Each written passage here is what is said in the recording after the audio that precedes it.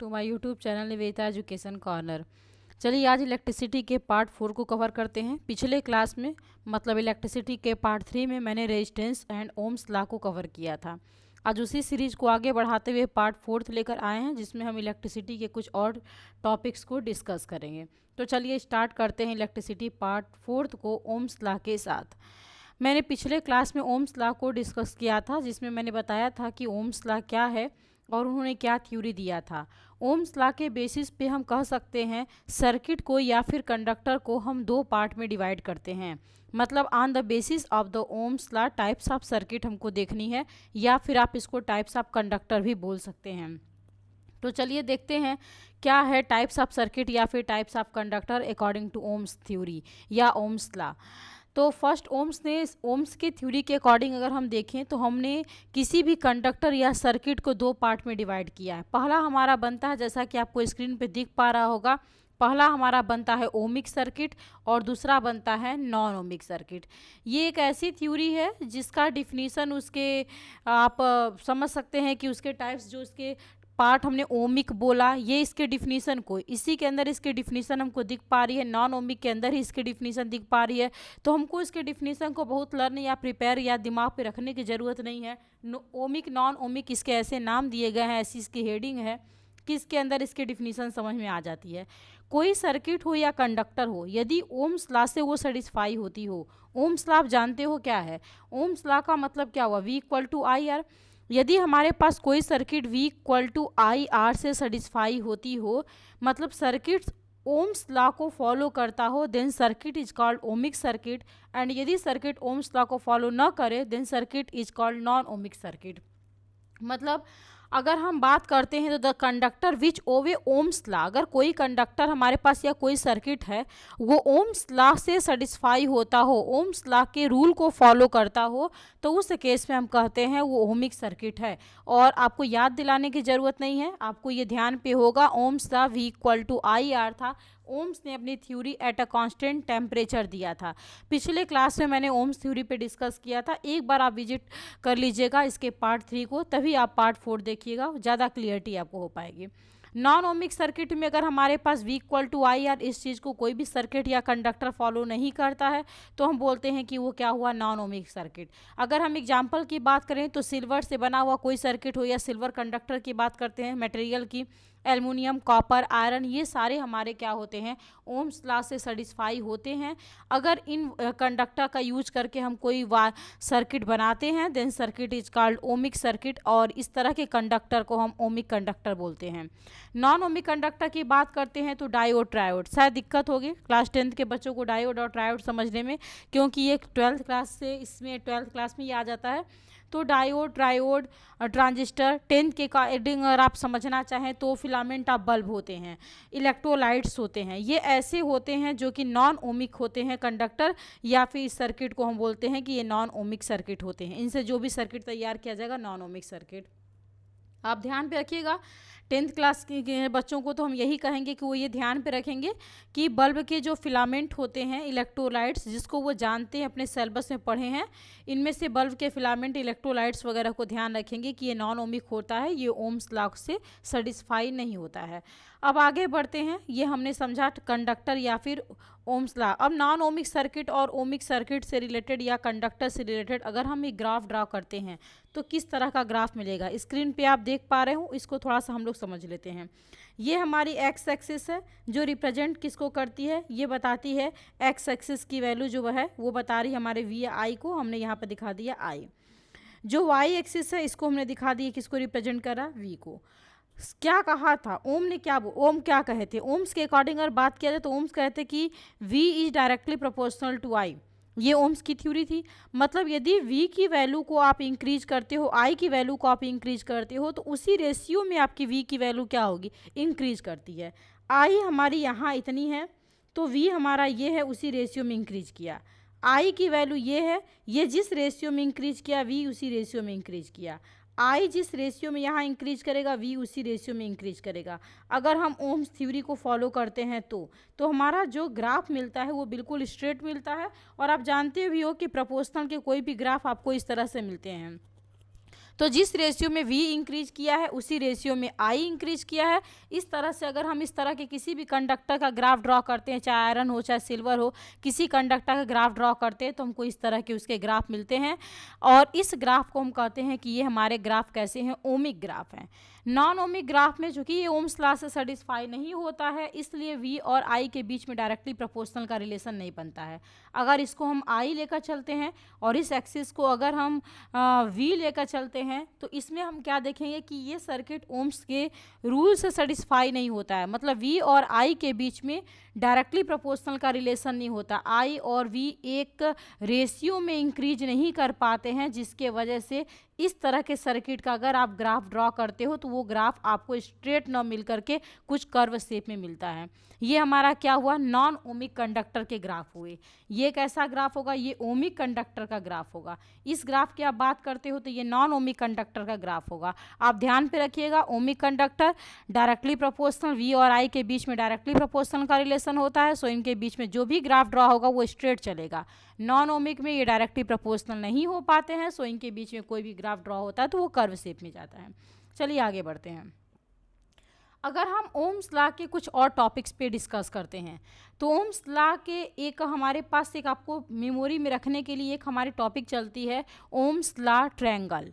नाम समझ में आ रहा है आपको, नाम से समझ में आ रहा है बात किस टॉपिक पे हम बात कर रहे हैं, ओम्स लॉ ट्रायंगल। आप ओम्स ने क्या कहा था, V directly proportional to I, मतलब V इक्वल टू IR। और याद रखिएगा इस कब ये बात ओम्स ने कहा था, जब हमारा टेम्परेचर क्या था, कांस्टेंट था। जब हमने टेम्परेचर को कांस्टेंट किया था तब ओम्स ने कहा था V directly proportional to I। जहाँ पे V क्या थी, पोटेंशियल डिफरेंस था, I क्या थी, करंट थी, R क्या था, रेजिस्टेंस था। मतलब इसकी बात करें तो ये हमारे पास पोटेंशियल डिफरेंस बनता था, ये I हमारी करंट हुआ करती थी और R क्या था, रेजिस्टेंस था। ये तीन बात ओम्स ने इस तीन हमारे पास जो क्वांटिटी दिखाई दे रहे हैं, जो तीन फैक्टर दिखाई दे रहे हैं, इस तीन क्वांटिटी के बीच में एक रिलेशन बनाया था। उस रिलेशन को ही ओम्स लॉ ट्रायंगल बोलते हैं। ये आप थोड़ा ध्यान पे रखिएगा। कह सकते हैं कि एक तरह से ये रिलेशन हमारे लिए यूजफुल हो जाता है, न्यूमेरिकल वगैरह के टाइम ही यूजफुल हो जाता है। थोड़ा सा इसको ध्यान पे रखिएगा। अब हमने क्या दिखाया, सबसे पहले क्या है, करंट। अगर किसी भी सर्किट में आपको करंट फ्लो करना होता है, ये हमारे पास मान लीजिए कंडक्टर है, इस कंडक्टर में हम करंट फ्लो करना चाहते हैं। कंडक्टर में करंट फ्लो करने के लिए आप जानते हैं कि हमको एक पोटेंशियल, एक फोर्स इसके ऊपर एक्सटर्नल अप्लाई हो सके, इसलिए हमको एक पोटेंशियल डिफरेंस दिखाना पड़ता है। ये हमने इनके बीच पोटेंशियल डिफरेंस दिखाया। तो सबसे पहले हमारा क्या आया, पोटेंशियल आया। पोटेंशियल डिफरेंस जब आप लगाओगे तभी करंट फ्लो करेगा। तो हमारी पहले क्या आई, पोटेंशियल आई। हमने टॉप पे क्या कर दिया, पोटेंशियल को दिखाया। पोटेंशियल के बाद दूसरी चीज़ क्या होती है, जैसे ही आप पोटेंशियल डिफरेंस करोगे इसमें करंट फ्लो होना शुरू हो जाएगा। तो हमारा क्या आता है, करंट। अब इस करंट के चलने में एक तरह की क्या होती है, डिफ़िकल्टी आती है। मतलब इसके अंदर क्या क्रिएट होता है, एक रेजिस्टेंस क्रिएट होता है। तो हमारा क्या आता है, रेजिस्टेंस। मतलब टॉप मोस्ट पे अगर हम बात करें तो किसकी बात होती है, पोटेंशियल की। पहले आपको एक पोटेंशियल डिफरेंस दिखाना पड़ता है, देन करंट फ्लो होती है, तब जा करके उस करंट को चलने में डिफ़िकल्टी आती है। मतलब क्या मिलता है, रेजिस्टेंस मिलता है। क्या बना, VIR। टॉप पे कौन गया, V गया, उसके बाद क्या फ्लो हो रहा है, करंट, फिर क्या हमको मिल रहा है, R, रेजिस्टेंस मिल रहा है। ये हमने ट्रायंगल के फॉर्म में इस तरह से इसको हमने अरेंज कर दिया। अब पहले हम V को सर्कल करते हैं। अगर V को सर्कल करते हैं तो I और R दोनों क्या मिलते हैं, सामने सामने मिल जाते हैं। तो इनके बीच में हमने क्या कर दिया, मल्टीप्लाई, मतलब V इक्वल टू IR है। अगर I को हम सर्कल में लेते हैं तो देखिए क्या बनता है, V और R ये दोनों ऊपर नीचे अपॉन फ्रैक्शन फॉर्म में दिख रहे हैं। तो ये दोनों क्या हुए, फ्रैक्शन फॉर्म में हुए, तो V अपॉन में R। अगर R को हमने सर्कल किया तो V और I देखिए क्या दिख रहे हैं, फ्रैक्शन फॉर्म में दिख रहे हैं, तो V अपॉन में I। फिर से आप समझिए, सबसे पहले हमने क्या किया है, इसको आप फिर से समझिए। VIR, पहले हमने पोटेंशियल डिफरेंस क्रिएट किया, करंट फ्लो हुआ, देन रेजिस्टेंस मिला। इतनी बात तो क्लियर हुई। अगर हम पोटेंशियल को लेते हैं, यहाँ पे अगर आप पोटेंशियल को लेते हैं, पोटेंशियल को आप हटा दीजिए, पोटेंशियल आप ले रहे हैं, बचता क्या है, IR। कैसे बच रहे हैं, सामने सामने, किसका साइन लगाया, मल्टीप्लाई का। अब हम यहाँ पे पोटेंशियल के बाद किसको हम लेते हैं, हमने लिया I को लिया, तो V और R कैसे दिख रहे हैं, फ्रैक्शन में दिख रहे हैं, तो V अपॉन में R। फिर हमने किसको लिया, हमने लिया रेजिस्टेंस को, अब क्या दिख रहा है, v और i फ्रैक्शन भी दिख रहे हैं, तो क्या हो जाएगा v अपॉन आई। ये तीन रिलेशन को इजीली समझाया था ट्रायंगल के थ्रू ओम्स ने। तो ओम्स की थ्योरी के अकॉर्डिंग अगर इस ट्रायंगल लॉ को फॉलो करते हैं तो v i r के बीच में जो रिलेशन मिलते हैं उसको हम थोड़ा सा इजीली समझ लेते हैं, ये ओम्स ट्रायंगल लॉ होते हैं। तो इसमें कुछ ऐसा खास डिफिकल्ट नहीं था जिसको हमको रिपीट करने की ज़रूरत है, तो हम आगे बढ़ते हैं। अब बात करते हैं कि रेजिस्टेंस किस कब प्रॉपर्टी की तरह बिहेव करेगा। रेजिस्टेंस एज अ प्रॉपर्टी, कब रेजिस्टेंस प्रॉपर्टी बनता है किसी मटेरियल का, या फिर आप ये भी कह सकते हैं कि रेजिस्टिविटी क्या होती है या स्पेसिफिक रेजिस्टेंस क्या होते हैं। रेजिस्टेंस जिस टाइम प्रॉपर्टी बनता है किसी मटेरियल का, उस टाइम हम रेजिस्टेंस को रेजिस्टिविटी या फिर स्पेसिफिक रेजिस्टेंस बोलते हैं। क्या होता है, डिफिनीशन देखने से पहले इसकी थ्योरी को थोड़ा सा समझिए। हमने कोई भी एक वायर लिया, इस वायर के अंदर रेजिस्टेंस है, इसमें रेजिस्टेंस का मतलब जो भी इलेक्ट्रॉन को चलने में जिसकी वजह से डिफ़िकल्टी हो रही है, जो पॉजिटिव आयन है जिनसे इलेक्ट्रॉन कोलिजन करने के बाद जिसको चलने में थोड़ी डिफ़िकल्टी महसूस होती है, वो उसका क्या हुआ, रेजिस्टेंस हुआ, इस मटेरियल का रेजिस्टेंस हुआ। मटेरियल का रेजिस्टेंस का मतलब रेजिस्टेंस कहाँ से क्रिएट होता है, इस मैटर के अंदर, कंडक्टर के अंदर पॉजिटिव आयन और फ्री इलेक्ट्रॉन के मोशन के दौरान क्या होती है, एक तरह की कोलिजन होती है। उस कोलिजन में इलेक्ट्रॉन को आगे मूव करने में, पॉजिटिव आयंस के साथ आगे मूव करने में थोड़ी परेशानी होती है, डिफ़िकल्टी आती है। उसी डिफ़िकल्टी को हम बोलते क्या हैं, रेजिस्टेंस बोलते हैं। ये हमने पिछले क्लास में डिस्कस किया था, तो इसको हम रिपीट नहीं कर रहे हैं।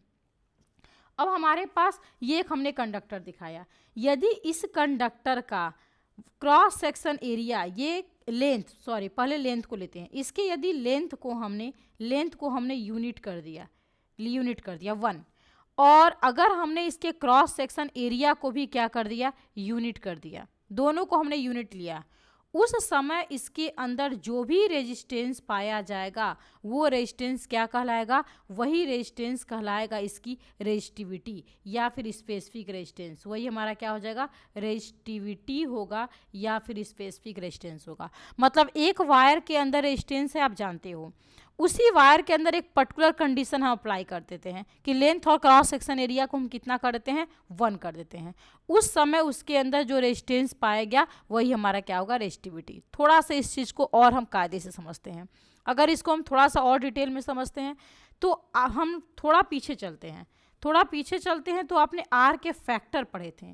आर हमारे पास कुल मिला करके आर के 4 फैक्टर हमने पढ़ा था। पहला क्या था, लेंथ, क्या था, क्रॉस सेक्शन एरिया, और क्या था, टेम्परेचर, और क्या था, नेचर ऑफ मटेरियल। ये 4 पढ़ा था। इसमें से हम लेंथ और क्रॉस सेक्शन एरिया को ले लेते हैं। अब आपको यहाँ पर क्या समझ में आता है, थोड़ा सा आप देखिएगा, इस पर ध्यान दीजिएगा। हमारा आर जो होगा वो डायरेक्टली प्रोपोर्शनल होता है लेंथ के, हमने पिछले क्लास से पढ़ा था। जितना डिस्टेंस कवर करना होगा उतनी नंबर ऑफ कोलिजन होगी, उतना ज़्यादा रेजिस्टेंस बनेगा। आर जो है वो इन्वर्सली प्रोपोर्शनल होगा एरिया के, जितना ज़्यादा आप एरिया को बढ़ाते हो कोलिजन करने की उतनी ज़्यादा चांसेस कम बनते हैं, नंबर ऑफ कोलिजन कम होता है, रेजिस्टेंस कम हो जाता है। अगर हम दोनों को यूज कर लेते हैं बाई 1 और 2, अगर हमने दोनों को यूज किया तो क्या मिला, R is directly proportional to L by A, ये मिला। यहाँ पर एक हम कांस्टेंट लगाते हैं प्रोपोर्शनल हटा करके, तो वो कांस्टेंट हम लगाते हैं रो, ये रो है, एल बाई ए ये बनता है। यहाँ पर ये जो रो आपको दिखाई दे रहा है, यहाँ पर ये जो रो दिखाई दे रही है, this rho is called resistivity. यही हमारी रो क्या कहलाएगी, यही कहलाएगी रेजिस्टिविटी, इसी को हम बोलेंगे रेजिस्टिविटी। तो ये रो जो है वो किसको रिप्रेजेंट कर पा रही है, ये रो रिप्रेजेंट कर पा रही है रेजिस्टिविटी को या फिर स्पेसिफिक रेजिस्टेंस को। अगर हमको अब इसके डिफिनीशन को पाना होगा तो हम क्या करेंगे, डिफिनीशन को पाने के लिए देखिए आपके पास 2 चीज़ें होती हैं। इस कांस्टेंट का आपको डिफिनीशन पाना है तो इसके बगल में इसके प्रोडक्ट को, कोफिशिएंट को देखिए। अगर इन दोनों कोफिशिएंट का यूनिट सेम होता है तो हम दोनों को एक दूसरे के इक्वल कर देते हैं, मतलब L इक्वल टू ए करके हम रो का डिफिनीशन पा लेंगे। लेकिन अगर इन दोनों का यूनिट डिफरेंट होगा तो उस केस पे दोनों को सेपरेट 1 कर दिया जाता है। आप बात को फिर से समझिए। अगर इस कांस्टेंट का डिफिनीशन आपको पाना है, मतलब रो का डिफिनीशन आप पाना चाहते हैं, तो इसके कोफिशिएंट में क्या दिया है, एल और ए दिया है। यदि एल और ए का यूनिट सेम रहता तो हम एल इक्वल टू ए करके रो का डिफिनीशन पाते, लेकिन अगर सेम नहीं है तो L को सेपरेट यूनिट करेंगे, A को सेपरेट यूनिट करेंगे और इसकी डिफिनीशन को हम पालेंगे। तो L का अगर यूनिट देखें तो मीटर, A का देखें तो मीटर स्क्वायर, दोनों की यूनिट सेम नहीं हो पा रही है, जिसके वजह से हमको इनको सेपरेट सेपरेट क्या करना पड़ेगा, 1 के इक्वलेट करना पड़ेगा। If L equal to unit लिया इसका लेंथ, और A की वैल्यू को भी हमने क्या किया, यूनिट लिया, 1 के इक्वल लिया। अगर दोनों की वैल्यू यूनिट लिया, 1 के इक्वल लिया, तो R equal to rho multiply by 1/1, मतलब हमको क्या मिलेगा, हमको यहाँ मिलेगा R equal to rho. R equal to rho ये क्या बताता है, इसने कहा कि यदि हमारे पास कोई वायर है और इस वायर का लेंथ 1 हो जाए, इस वायर का क्रॉस सेक्शन एरिया, ये थिकनेस इसकी 1 हो जाए, उस केस में इसके पास जो भी रेजिस्टेंस होगा वही रेजिस्टेंस क्या होगा, रेजिस्टिविटी होगा। तब हम कहते हैं कि रेजिस्टिविटी जो होती है, इस समय जो रेजिस्टेंस इसके अंदर पाया जा रहा है वो रेजिस्टेंस न रह करके वो एक प्रॉपर्टी ऑफ द मटेरियल हो जाता है। वो रेजिस्टिविटी एक प्रॉपर्टी होती है किसी भी मटेरियल की। मतलब आप यूनिट चूँकि फिक्स कर दिए हैं, आपने लेंथ और एरिया को फिक्स कर दिया है, तो वायर के अंदर जो भी रेजिस्टिविटी होगी उसको आप किस तरह से देखेंगे, आप उसको एज अ प्रॉपर्टी देखेंगे कि ये एक तरह की प्रॉपर्टी होती है किसी भी रेजिस्टेंस की। तो इस तरह से हमने समझा रेजिस्टेंस को। अगर रेजिस्टिविटी के डिफिनीशन को आप देखते हैं, थोड़ा सा पीछे चले जाते हैं। द रेजिस्टिविटी ऑफ मटेरियल, किसी मटेरियल की रेजिस्टिविटी क्या होती है, तो किसी मटेरियल की रेजिस्टिविटी जो होती है क्या होती है, the resistance of the wire, उसी वायर के रेजिस्टेंस के इक्वल होता है। कब, जबकि मटेरियल का क्रॉस लेंथ और उसके क्रॉस सेक्शन एरिया को हम क्या कर देते हैं, यूनिट कर देते हैं। जिस समय लेंथ और क्रॉस सेक्शन एरिया को आप यूनिट कर देते हो, रेजिस्टिविटी रेजिस्टेंस के इक्वल हो जाती है। और यही क्या होती है, एक तरह की प्रॉपर्टी ऑफ द मटेरियल होती है, ये मटेरियल के प्रॉपर्टी को रिप्रेजेंट करती है। अब देखते हैं कुछ रेजिस्टिविटी के फैक्टर। रेजिस्टिविटी के फैक्टर को देखने से पहले थोड़ा सा यूनिट को समझ लिया जाए, तब हम लोग फैक्टर देखते हैं। सबसे पहले हम लोग देख लेते हैं यूनिट ऑफ रेजिस्टिविटी। रेजिस्टिविटी, अगर यूनिट ऑफ रेजिस्टिविटी की बात करते हैं तो अभी हमने क्या पढ़ा, R equal to rho L by A, अभी जस्ट पढ़ा ना, आप एक बार पीछे ये देख लीजिए, हमने ये डेरिवेशन दिखाया, R equal to rho L by A। ठीक है, इसको हम पीछे करके थोड़ा सा इस चीज़ को देख लेते हैं। ये हमने पढ़ा। अगर यहाँ से हमको रो की वैल्यू चाहिए तो रो इक्वल टू A को ट्रांसफ़र करिए, RA बाई L मिल जाएगा, ये हुआ। अब यहाँ से आप यूनिट निकाल सकते हो। R की यूनिट क्या होती है, ओम, A की यूनिट क्या होती है, मीटर स्क्वायर, और L की यूनिट क्या होती है, मीटर। ये हमने तीनों दिखा दिया। मीटर मीटर अगर हम हटाते हैं तो क्या बचता है, ओम इंटू मीटर। मतलब इसकी जो यूनिट बनती है वो क्या बनती है, ओम, ये सिग्मा से रिप्रेजेंट करते हैं, इनटू मीटर। ये अपनी रेजिस्टिविटी की यूनिट हो जाती है। रेजिस्टिविटी क्या होती है, प्रॉपर्टी ऑफ द मटेरियल, किसी मटेरियल की प्रॉपर्टी होती है। कैसे मिलती है, जब किसी भी वायर के लेंथ और क्रॉस सेक्शन एरिया को आप 1 कर देते हो तो उस समय उसी रेजिस्टेंस को हम क्या बोलते हैं, रेजिस्टिविटी या फिर स्पेसिफिक रेजिस्टेंस बोलते हैं। अब इनके क्या क्या फैक्टर होते हैं, तो याद रखिए इनके 2 फैक्टर होते हैं। अगर हम फैक्टर की बात करते हैं तो पहला फैक्टर क्या होता है, मटेरियल। मटेरियल तो होगा ही, नेचर कैसा है। और दूसरा फैक्टर हमारा क्या हो जाता है, दूसरा फैक्टर हमारा होता है टेम्परेचर। टेम्परेचर, अगर मटेरियल की बात करते हैं तो ठीक ये जो कि रेजिस्टेंस जैसा ही है, एक तरह का रेजिस्टेंस ही है, बस हमने कंडीशन अप्लाई कर दिया है यूनिट लेंथ और यूनिट क्रॉस सेक्शन एरिया का, एक तरह का रेजिस्टेंस है। तो आपने पिछले क्लास में पढ़ा है कि रेजिस्टेंस ही डायरेक्टली रेजिस्टेंस मटेरियल पर डिपेंड करता है, नेचर ऑफ मटेरियल पर। अगर हमारे पास गुड कंडक्टर है तो उस केस में रेजिस्टिविटी की वैल्यू क्या होगी, रेजिस्टिविटी की वैल्यू कम हो जाएगी, लेस हो जाएगी, क्योंकि गुड कंडक्टर के केस में रेजिस्टेंस हमारा क्या होता है, कम होता है। गुड कंडक्टर क्या होता है, कंडक्टर वो होते हैं जो करंट को इजीली फ्लो होने दें, वो कंडक्टर। जब कंडक्टर करंट को इजीली फ्लो होने देगा, इसका मतलब इलेक्ट्रॉन को चलने में डिफ़िकल्टी नहीं आ रही है। डिफ़िकल्टी नहीं आ रही, इसका मतलब उसकी रेजिस्टेंस क्या है, कम है। और जब रेजिस्टेंस कम है तो उसकी रेजिस्टिविटी भी क्या होगी, कम होगी। वैसे टेम्परेचर पे आते हैं। अगर आप टेम्परेचर को इंक्रीज करते हो तो हमने पिछले क्लास में पढ़ाया था, अगर आप टेम्परेचर इंक्रीज करते हो, नंबर ऑफ कोलिजन बढ़ता है, किसके साथ, पॉजिटिव आयन के साथ इलेक्ट्रॉन का। नंबर ऑफ कोलिजन जब बढ़ता है तो इलेक्ट्रॉन को चलने में डिफ़िकल्टी होती है। इलेक्ट्रॉन को चलने में डिफ़िकल्टी होती है फ्री इलेक्ट्रॉन को, तो रेजिस्टेंस इंक्रीज करता है, और रेजिस्टेंस इंक्रीज करता है तो हम कह देते हैं कि रेजिस्टेंस इंक्रीज किया तो रेजिस्टिविटी भी क्या होगा, इंक्रीज करेगा। मतलब टेम्परेचर के साथ रेजिस्टिविटी का क्या होता है, डायरेक्टली प्रोपोर्शनल का रिलेशन बनता है। टेम्परेचर बढ़ाओगे, नंबर ऑफ कोलिजन बढ़ेगा, रेजिस्टिविटी की वैल्यू बढ़ जाती है। और मटेरियल के साथ अगर हम बात करते हैं तो मटेरियल के साथ क्या होता है, अच्छा अगर गुड कंडक्टर रहा तो रेजिस्टिविटी कम होगी, बैड कंडक्टर रहा तो रेजिस्टिविटी ज़्यादा होगी। तो इस तरह से हमने समझा, रेजिस्टिविटी की बात किया कि रेजिस्टिविटी की वैल्यू क्या होगी, और रेजिस्टेंस का बात किया कि रेजिस्टेंस की वैल्यू क्या होगी। तो इस तरह से रेजिस्टिविटी और रेजिस्टेंस कंप्लीट हमारे होते हैं। आगे थोड़ा सा और बात कर लेते हैं कंडक्टिविटी पर। अगर हम बात करते हैं कंडक्टिविटी पर तो नाम से लग रहा है रेजिस्टिविटी, कंडक्टिविटी, तब नाम से ही समझ में आ रहा है क्या ये डिफिनीशन दे सकता है। कंडक्टिविटी का मतलब क्या होगा, ये एक रेसिप्रोकल वैल्यू होती है किसका, रेजिस्टिविटी का। आपने जो रेजिस्टिविटी पढ़ा उसकी रेसिप्रोकल वैल्यू, मतलब कंडक्टिविटी को पहले तो याद रखिए किससे रिप्रेजेंट करते हैं, हम रिप्रेजेंट करते हैं सिग्मा से। अगर हम कंडक्टिविटी की बात करते हैं तो कंडक्टिविटी ठीक रेसिप्रोकल, उल्टा नाम से ही लग रहा है किसका होता है, रेजिस्टिविटी का होता है, रेजिस्टिविटी का।